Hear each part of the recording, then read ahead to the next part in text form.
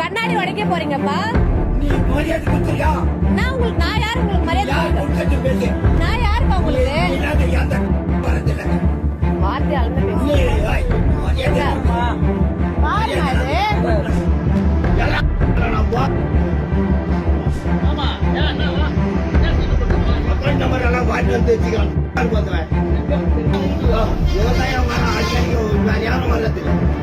ஒரே நிமிஷம் எடுத்து ஓடியாடுறான்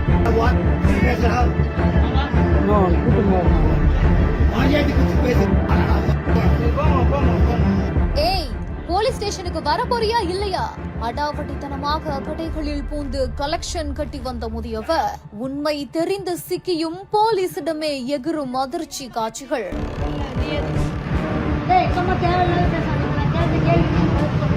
என்னமா பேசுற?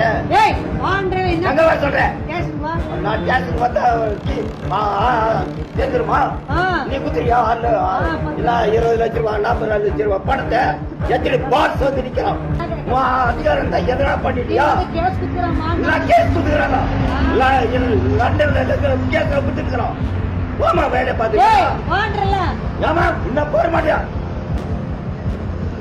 டிகிரி காட்சி பண்ணுமா?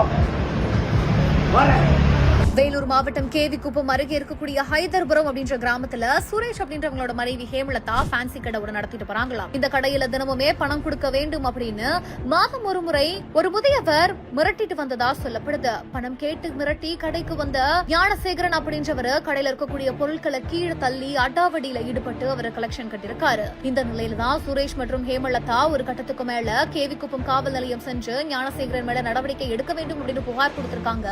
இதற்காக ஞானசேகரனை கைது செய்ய போறதுக்காக ஒரு பெண் போலீஸ் அவங்களோட வீட்டுக்கு போகும்பொழுது பெண் போலீஸ் கிட்டையும் எகரக்கூடிய ஞானசேகரனோட வீடியோ தான் இப்போ இணையதள வெளியாகி அதிர்ச்சியை கிளப்பிட்டு வருது.